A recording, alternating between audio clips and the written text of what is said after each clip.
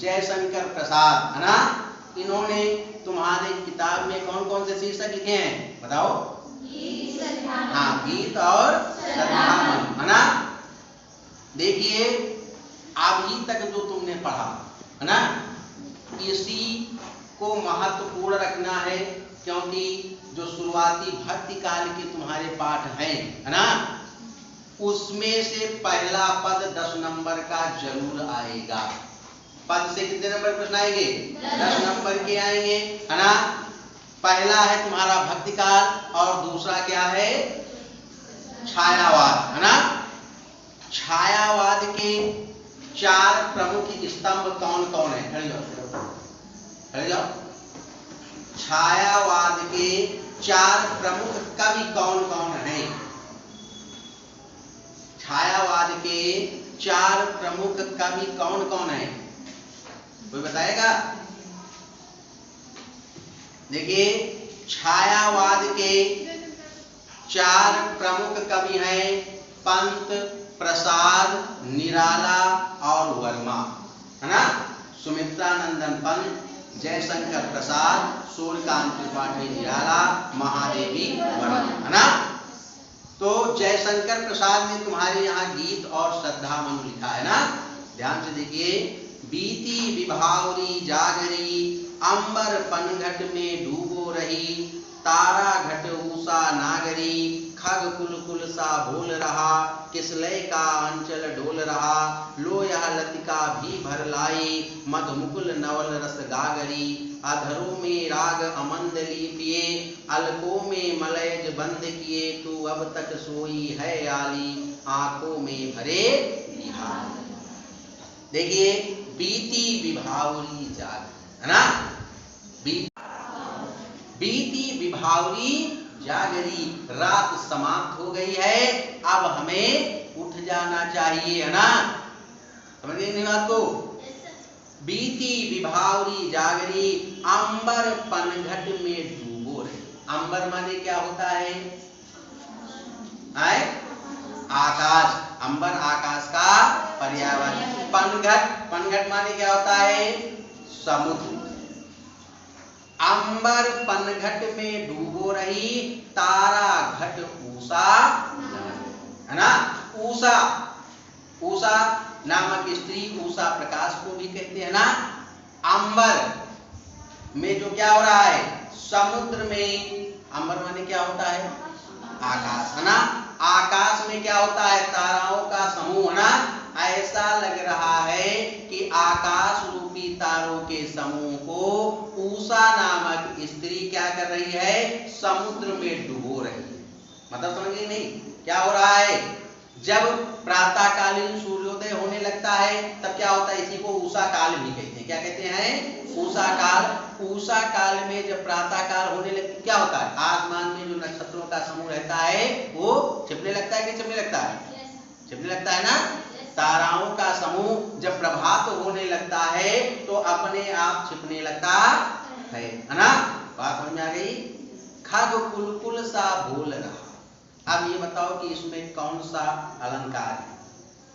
खग कुलकुल सा बोल रहा, कौन सा अलंकार है? कोई बताएगा? बताओ भाई प्रिंसी, कोई बताओ। इसमें यमक अलंकार। कुल कुल शब्द कितनी बार प्रयोग हुआ? 2 बार हुआ कि नहीं हुआ? पहले कुल का मतलब क्या हो गया? समूह। खग कुल, खग कुल माने पक्षी, पक्षियों का समूह। और कुल कुल माने कलरव करना, आवाज करना, है ना। गांव में देहाती भाषा में कहा जाता है कि मुर्गा बोले लागे उठो, है ना। पहले जब घड़ी नहीं रहती थी तो लोग कैसे जागते थे बताओ? हाँ, मुर्गा जब बोला तो लोग जगने लगे ना। तो वही कह रहा है कवि प्रसाद जी, कह रहे हैं, समझा रहे हैं कि क्या हो रहा है बताओ? पक्षियों का समूह मधुर कलरव कर रहा है। खग कुलकुल सा बोल रहा, किसलय का अंचल बोल रहा। किसलय माने, किसलय माने होता है नवीन तरु, लेकिन यहाँ किसलय किससे लगाया गया? जैसे आम के पत्ते देखे ना, जब नए रहते हैं तो बिल्कुल हल्के और लाल रंग के हल्का रहते हैं ना। तो क्या होता है, ये भी माना जाता है कि प्रातः काल में सुगंधित वायु चलती है, इसीलिए लोग टहलने जाते हैं। सुबह टहलना इसीलिए उत्तम माना जाता है क्योंकि प्रातः काल में क्या होता है, सुंदर और स्वच्छ वायु चलती है ना। तो किसलय का अंचल डोल रहा है, प्रातः काल हो गई है, जो है नवीन तर वाले वृक्ष जो है, वृक्ष क्या करने लगे हैं, हवा करने लगे हैं। और उस हवा से क्या हो रहा है, हवा के पत्ते कैसे हिल रहे हैं, जैसे अंचल डोल रहा हो, किसी स्त्री के साड़ी का आंचल लहरा रहा हो, है ना। ये हमने बताया। छायावाद में प्रश्न आ सकता है तुम्हारे पेपर में कि छायावाद की प्रमुख विशेषता क्या है। तो छायावाद की विशेषता क्या है बताओ। पहली विशेषता है कल्पना, इसमें कल्पनाशीलता, इसमें कल्पना की जा रही है। पेड़ के पत्तों से किसकी कल्पना की जा रही है, सुंदर स्त्री के साड़ी के पल्लू से, है ना। नवीन तर के पत्तियां ऐसे हिल रही हैं जैसे कोई सुंदर स्त्री की साड़ी का किनारा हिल रहा है ना। और दूसरी छायावाद की क्या विशेषता है, प्राकृतिक सुंदरता, है ना। प्राकृतिक सौंदर्य, मान लीजिए पेपर में आ जाए कि छायावाद की दो प्रमुख विशेषताएं बताइए, तो पहली विशेषता कल्पनाशीलता और दूसरी विशेषता क्या है, प्राकृतिक सौंदर्य, है ना। किसलय का अंचल डोल रहा है, प्रातःकालीन नवीन तर के पत्ते ऐसे हिल रहे हैं जैसे किसी स्त्री के साड़ी का पल्लू हिल रहा है। लो यह लतिका भी भरी लाई, लतिका माने लता। एक बात जान लेना, पेड़ क्या होते हैं, पुल्लिंग में होते हैं। लोग कहते हैं पेड़ होते हैं, पेड़ होती थी, किसी को मुझे सुना है। पेड़ शब्द पुल्लिंग है, लेकिन लता शब्द क्या है, स्त्रीलिंग, है ना। तो पूरा पद काहे में चल रहा है, स्त्रीलिंग में जग रहा, बीती विभावरी जागरी, है ना। यहाँ पर जो पात्र है वो क्या है, स्त्रीलिंग, है ना। तो कह रहे हैं लो यह लतिका भी भर लाई, मधु मुकुल नवल रस गागरी। मधु माने मधु माने मीठा, और मुकुल माने सुंदर, नवल माने नया, है ना।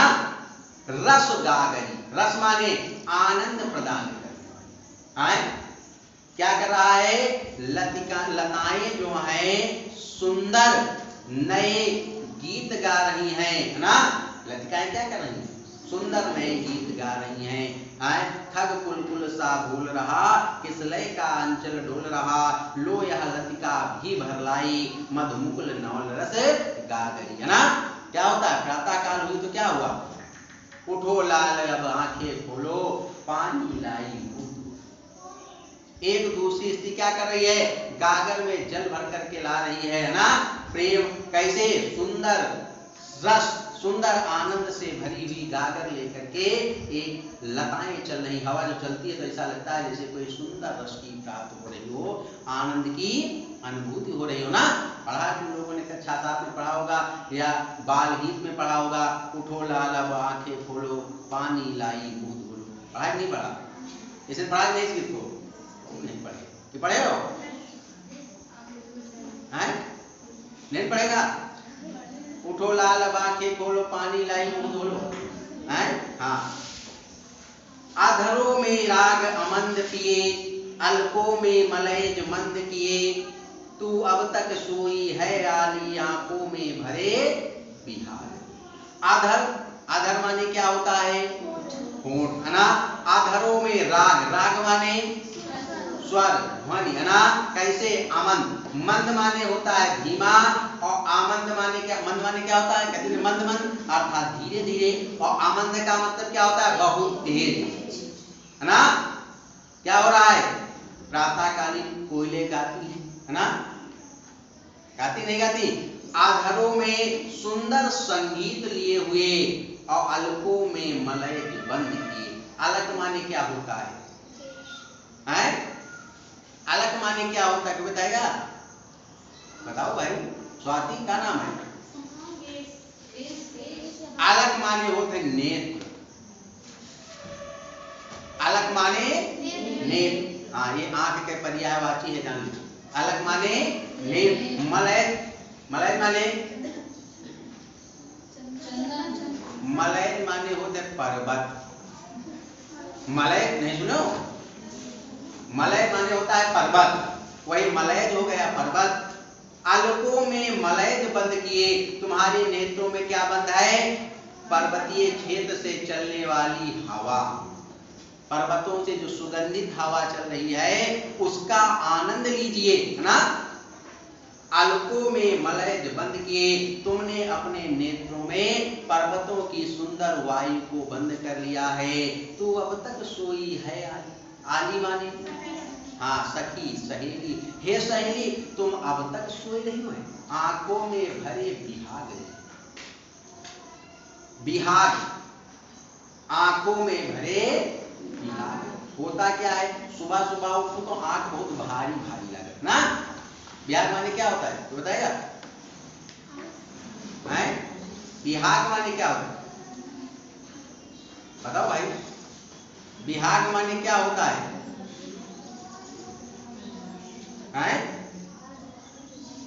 बताओ।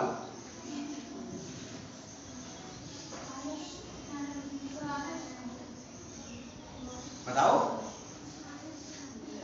देखिए अभी समझ जाओगे, जैसे हम बताएंगे यार तो हम समझ जाओगे, तो हम पूछे बताना, है ना। बिहाग, जब सुबह हम सो करके उठते हैं तो आंखें खुले का नाम नहीं लेती, है ना। आंखें खुले का नाम नहीं लेती, बार बार नींदो फिर मन का फिर आंखें, मतलब आंखें भारी भारी लगती है, बिहाग से भरी हुई रहती है, आलस से युक्त रहती है ना, उन्मत्त रहती है ना। क्या कह रही है? आंखों में भरे बिहाग रे, है ना। और नेत्रों में क्या हो जाता है? आंखें भारी लगती नहीं लगती? सुबह उठो तो आंखें खुले नहीं होती, माँ चपचपावा करी आंखें ऐसा लगे 2-4 मिनट मुंदे रहे। बहुत लोग तो पानी वानी छींटा मार तो आंखें खुलत है ना, नहीं खुले होते, खुलत आंखें नहीं खुलती ना। तो आंखों में भरे बिहागरी, बीती विभावरी जागरी। हे सखी, रात बीत गई है, अब उठ जाइए, उठने का समय हो गया है ना। जयशंकर प्रसाद जी की जो प्रमुख रचनाएं हैं उनमें कौन कौन है? कामायनी, लहर, आंसू और झरना। तो ये तुम्हारा गीत कहाँ से लिया गया है? लहर से लिया गया है ना। तो बच्चों ये गीत जो शीर्षक है तुम्हारा समाप्त हुआ। अगर कोई समस्या हो तो हमसे पूछिए, और नहीं समस्या है तो इसको मन लगा करके पढ़िए, है ना, और अपने बोर्ड पेपर की तैयारी कीजिए।